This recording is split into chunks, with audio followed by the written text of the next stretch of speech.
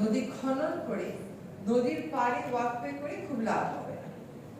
যেমন ধরেন আপনি হাতির ঝিল, এটা মানুষের খুবই প্রিয় একটা জায়গা, কিন্তু হাতির ঝিলে আপনি মন খুলে হাঁটবেন এটা হবে না। আপনি মর্নিং ওয়াক করবেন, ইভিনিং ওয়াক করবেন, তা হবে না। তার কারণ হলো গন্ধ। ফলে আমি যখন নদী এই বায়োলজিক্যালি যে নদীকে বাঁচাবার কথা বলি, আমাকে নদীতে পানির প্রবাহ ফিরিয়ে আনতে হবে, আমাকে দূষণ বন্ধ করতে হবে।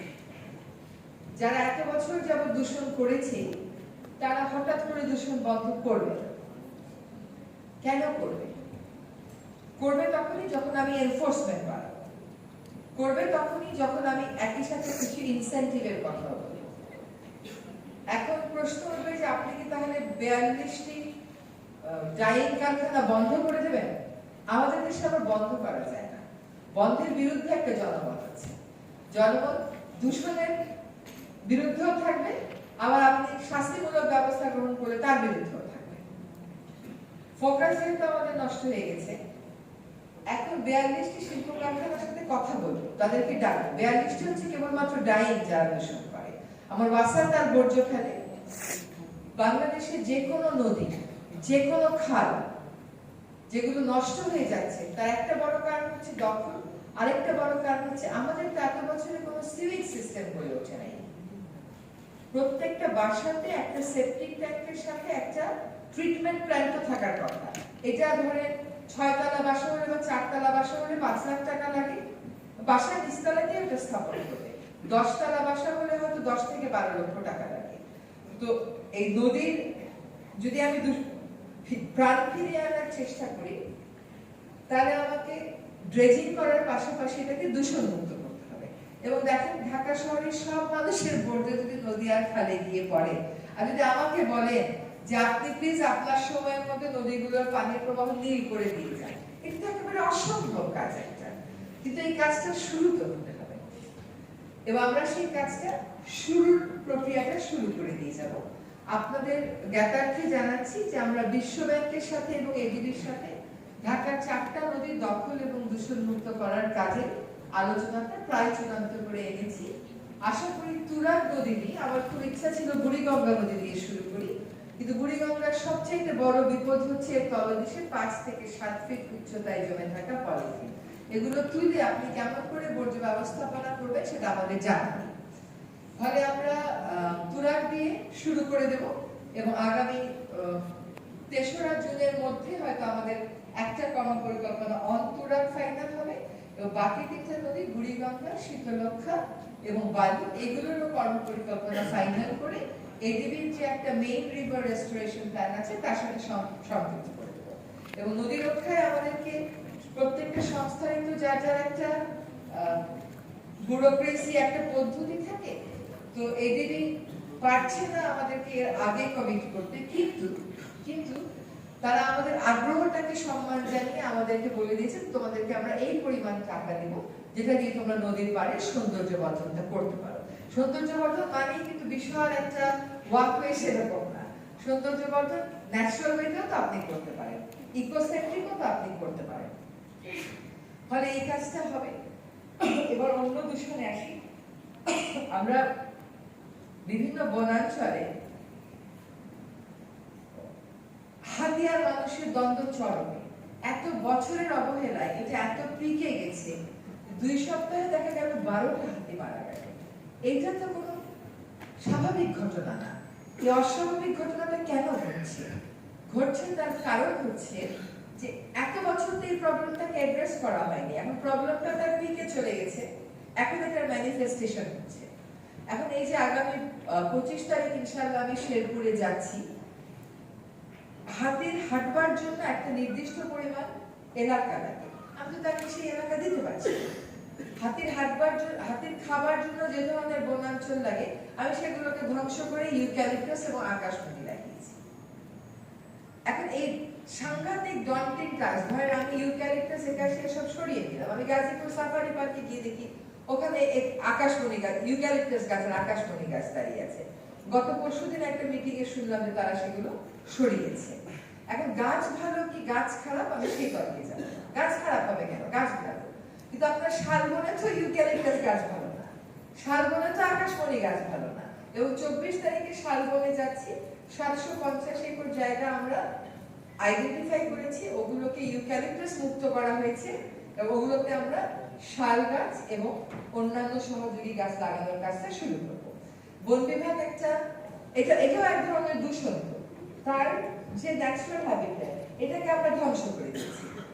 চুনকি বনাঞ্চলে গেলাম, ওখানে 19,000 একর বনের পরিমাণ, তার মধ্যে 5,000 একর বেদখল, সম্পূর্ণ বেদখল, মানে গ্রামের মতন একদম পুরো গ্রাম, বিদ্যালয়, ধান চাষ এগুলো চলছে। বাকি 4,000 একর জায়গাতে ইউক্যালিপটাস এবং আকাশবন। আমরা আমাদের একটা ট্রপিক্যাল ফরেস্ট, এইটাকে কেটে আমরা ওখানে আকাশবন লাগিয়ে রাখলাম, ইউক্যালিপটাস লাগিয়ে রাখলাম। এখন হাতি এসে মানুষকে মেরে দেয়। এখন আমাকে বলা হয় যে ক্ষতিপূরণ দেয়। আমি যদি ক্ষতিপূরণ দেই, এসব ক্ষতির তো পূরণ হয় না। এই দ্বন্দ্বগুলো নিরসনে এখন দেখা যাচ্ছে বিভিন্ন জায়গায় এলিফ্যান্ট রেসপন্স টিম তারা প্রস্তুত না, তাদেরকে ভাতা দেওয়া হয় না, তাদেরকে প্রশিক্ষণ দেওয়া হয় না, তাদেরকে মনিটর করা হয় না। এই কাজগুলো আমরা কেইপিজেতে আপনারা দেখেছেন, আমরা বেশ খানিকটা সফলতার দিকেই গেছি, কিন্তু এখন আমাদের চুনতি ফিরিয়ে আনতে হবে। তো এসে দেখলাম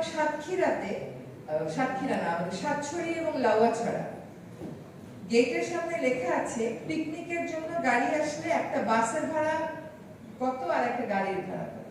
আমাকে বলেন তো, লাউয়াছড়া বন কি একটা পিকনিকে যাওয়ার জায়গা? এটা কি রমনা পার্ক?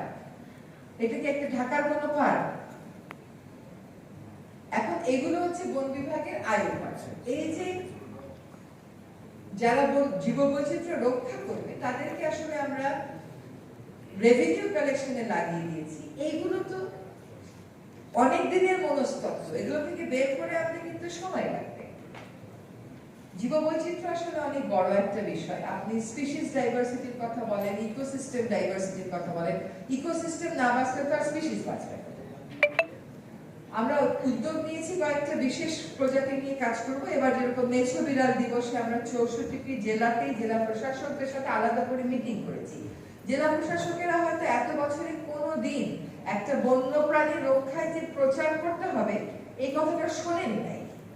এখন তাদের সাথে যখন এই বিষয়ে মিটিং করি, তাদের কাছে হয়তো মনে হয় এত গুরুত্বপূর্ণ বিষয় থাকে, মেছো বিড়ালের বিষয়ে সবাইকে সচেতন করতে কেন এই কাজ করবে। আমরা আমাদের দক্ষিণাঞ্চলে 21টি জেলাতে একটা বিশেষ এবার প্রচার অভিযান করলাম, এবং আমরা দায়িত্ব নেওয়ার পরে বিভিন্ন জায়গাতে মেছো বিড়ালের কোনো খবর আসলেই আমরা সেটাকে উদ্ধার করে নিয়ে চলে আসি। কিন্তু উদ্ধার করে এনে রাখবো কোথায়? সাফারি পার্কে রাখতে গেলে সেখান থেকে চুরি হয়ে যায়, বা নানান সমস্যা। তো আমাদের একটা সমস্যা না, তো যেটা সমস্যার সমাধান ওইভাবে করতে পারবো। গতকাল আমরা একটি মেছো বিড়াল উদ্ধার করেছি। প্রাইভেট চিড়িয়াখানাগুলোর বিরুদ্ধে যারা নিয়ম মানছে না তাদের বিরুদ্ধে অভিযান চলছে। কিন্তু মূল কথা হলো, আপনি যদি ইকোসিস্টেমটাকে ঠিক না করেন, আপনার স্পিসিসকে আপনি বাঁচাতে পারবেন। আবার বায়োডাইভার্সিটির আরেকটা বিষয় হলো, যেমন ধান, আমাদের কত রকমের ধানের প্রজাতি ছিল, কিন্তু আমরা বাজার ব্যবস্থাপনার সাথে খাপ খাওয়াতে আমরা কিন্তু ধানের অনেক প্রজাতি হারিয়েছি। এখন আদি প্রজাতিগুলো সংরক্ষণের একটা উদ্যোগ যদি নিয়েও আমরা তো শেষ করতে পারবো না। অন্য প্রক্রিয়ায় যখন চলে যাবে তখন হয়তো এগুলোর গুরুত্বটা বুঝবে না। আমার একটা আশার জায়গা লাগে, আমি জীববৈচিত্র্য আইনটা নিয়ে দেখলাম যে এটার মধ্যে যতগুলো বিধান আছে তার বেশিরভাগ বিধানই প্রতিপালিত হয় না। কমিটি মিটিং করে না, আমাদের বায়োডাইভার্সিটি রেজিস্টার করার কথা সেই উদ্যোগই গৃহীত হয় না, আজ পর্যন্তই উদ্যোগ গৃহীত হয় না। তো যারা কাজগুলো শুরু করে দিয়ে যাবো আশা করি। আমরা আরেকটা কাজ হাতে নিয়েছি, যেটা যে দেশে ওটাও আইনে আছে, যে স্মারক বৃক্ষ, শতবর্ষী বৃক্ষ, ঐতিহ্যবাহী গাছ, এইগুলোকে রক্ষার জন্য আমরা আপনাদেরকেও সকলকে বলছি, আপনারা কোথাও একটা শতবর্ষী গাছ কাটা হয়ে গেলে পরে ওটা আমার নজরে আনে, তখন আর আমার কিছু করার থাকে না। কিন্তু শতবর্ষী গাছ আপনার গ্রামে যেটা আছে, শহরে ঢাকা ইউনিভার্সিটিতে কত শতবর্ষী গাছ আছে, এগুলোকে স্পেশাল প্রোটেকশনের মর্যাদা আমরা দিই, তাহলে কেউই আর কখনো এই গাছগুলো কাটার কথা বলবে না। এগুলো বড় এগুলো সংরক্ষণে আলাদা ব্যবস্থা নেবে। আমরা কিন্তু বিজ্ঞপ্তি দিয়েছি যে আপনারা প্লিজ যার যার এলাকাতে শতবর্ষী গাছ যেগুলো আছে ওগুলো আমাদেরকে জানান, জানালে আমরা একটা রেজিস্টার করে ফেলতে পারি, স্মারক বৃক্ষ যেগুলো আছে একটা রেজিস্টার করে ফেলতে পারি, তাহলে একটা প্রোটেকশন সিস্টেমের মধ্যে পড়ে গেল। আমরা একটা নতুন এলাকাকে বিশেষ জীববৈচিত্র্য সমৃদ্ধ এলাকা ঘোষণা করেছি। আমরা আশা করি রাজশাহীতে এরকম আরেকটি এলাকাকে বিশেষ জীববৈচিত্র্য পূর্ণ এলাকা ঘোষণা করে দেবো। শুধু ঘোষণা করলে লাভ হয় কিনা এটা হবে পরের জটিল প্রশ্ন, তা হয় না। কিন্তু একটা এলাকায় যখন একটা লিগ্যাল স্ট্যাটাস পায় তখন কিন্তু ওটার প্রোটেকশনটা, কেউ একটা বিরূপ কোনো কাজ করতে গেলে প্রোটেকশনটা দেওয়াটা সহজ হয়, সহজ কম্পারেটিভলি হয়। তো জীববৈচিত্র্য রক্ষায় আমাদের রেজিস্টারের কাজ শুরু হয়নি, আমাদের এই কাজগুলো শুরু করতে হবে। We have a long way to go.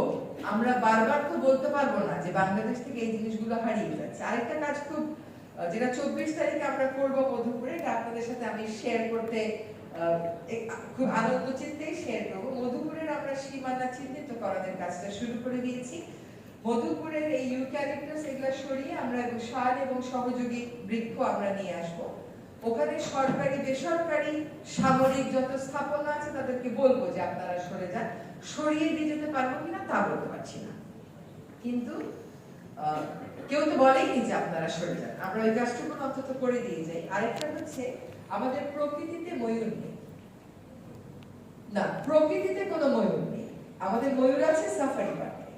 তো আমরা এবার একটা উদ্যোগ গ্রহণ করেছি যে আমরা ময়ূর প্রকৃতিতে ছাড়বো, কিন্তু বললেই ছাড়া যায় না, আপনারা সকলেই জানেন there is a protocol। তো আমরা 24 তারিখে মধুপুরে যে ওইখানকার বন নির্ভর গারো সম্প্রদায়কে তাদের বিরুদ্ধে বন বিভাগের যে হয়রানিমূলক মামলাগুলো আছে সেগুলো প্রত্যাহারের ঘোষণা দেব, তাদের ভূমি অধিকার সেটেল করার প্রক্রিয়াটা শুরু করব। আমরা শালবন পুনরুদ্ধার করার কাজটা শুরু করে দিয়ে আসবো, এবং আমরা শালবনে ময়ূরটা কমিউনিটির সাহায্য নিয়ে রিলিজ করব। এরকম আমরা মোট 4টা, তাই না মোট 4টি প্রজাতি প্রকৃতিতে আবার ফিরিয়ে আনার কাজটা আমাদের সময় করে দিয়ে যাব। আর খুব চেষ্টা করেছিলাম বাংলাদেশ থেকে হারিয়ে যাওয়া 2টা বৃক্ষের প্রজাতি আবার বাংলাদেশে এনে রিইন্ট্রোডিউস করা। আমাদের কাছে তথ্য ছিল শ্রীলঙ্কাতে সেগুলো আছে, নেপালে সেগুলো আছে। আমরা খুব চেষ্টা করলাম, অনেক রকমের বট গাছ থাকে, আমরা যে স্পিসিসটা আমাদের থেকে হারিয়েছি তা আসলে আমরা খুঁজে পাচ্ছি না। তো আপনাদের যারা জিওলজি নিয়ে কাজ করেন আমরা আপনাদেরকেও জানাবো, যদি দেখেন যে কোনো দেশ আপনার জানা মতে আছে, নেপাল বলেছিল আছে, কিন্তু খুঁজে দেখা গেল যে ওটা আসলে আর নাই, শ্রীলঙ্কাতেও নাই। মূল প্রজাতির অন্যান্য উপপ্রজাতি আছে, কিন্তু যেটা আমাদের দেশ থেকে হারিয়ে গেছে ওটা আমরা খুঁজে পাচ্ছি না। তো আমরা যেন হারিয়ে গেছে, নষ্ট হয়ে গেছে এগুলো তো বলেছি যাই, এখন আমরা আসলে কাজটা শুরু করে দিতে চাই। আমাদের একটা মানসিকতা হচ্ছে যে পরিবেশ রক্ষার দায়িত্বটা পরিবেশ মন্ত্রণালয়, বাণিজ্য মন্ত্রণালয়, শিল্প মন্ত্রণালয়, স্বরাষ্ট্র মন্ত্রণালয়, এদের এটা দায়িত্ব। এখনো আমার টেবিলে আসে ফাইল যে এই পাহাড়টা এখানে মাঝখান দিয়ে কেটে আমরা একটা রাস্তা করে পাহাড়ে আমরা একটা রিটেইনিং ওয়াল করে দেবো, পাহাড়ে গাছ লাগিয়ে দেবো। আমি বললাম যে নাথিং ডুইং, পাহাড় ধরাই যাবে না, পাহাড় তো আর নেই। গাছ যদি মনে করেন অপরিহার্য জাতীয় প্রয়োজন কাটা যেতে পারে, কারণ আপনি গাছ আবার লাগাতে পারবেন, কিন্তু ঐতিহ্যবাহী স্মারক বৃক্ষ এগুলো কাটা যাবে না। কিন্তু আপনি পাহাড় একবার কেটে ফেলে তো ওটাকে আর ফেরত আনতে পারবেন না। So it's definitely going to be a long journey. সরকারের মতন কাজ করবে, পরবর্তী সরকারও হয়তো ধারাবাহিকতা রাখবে। আমার আরেকটা বড় আশার জায়গা হচ্ছে আমাদের তরুণেরা, they look at things differently। ওরা অনেক বেশি এক্সপোজড হওয়ার কারণে তারা কিন্তু এই সংরক্ষণের কাজে বেশ জোরে সোরে এগিয়ে এসেছে, এবং তারা যখন নেতৃত্বে আসবে, তারা যখন এই বিষয়গুলো নিয়ে সমাজকে সংগঠিত করবে, তখন আমি মনে করি যে আসল উন্নতিটা, চোখে পড়ার মতো উন্নতিটা সাধিত হবে।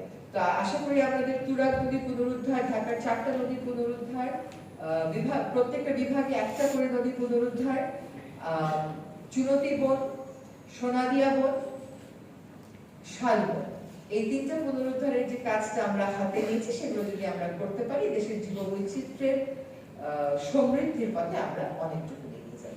আমি আপনাদের এই সম্মেলনের আনুষ্ঠানিক উদ্বোধন ঘোষণা করছি এবং এই সম্মেলনে সাফল্য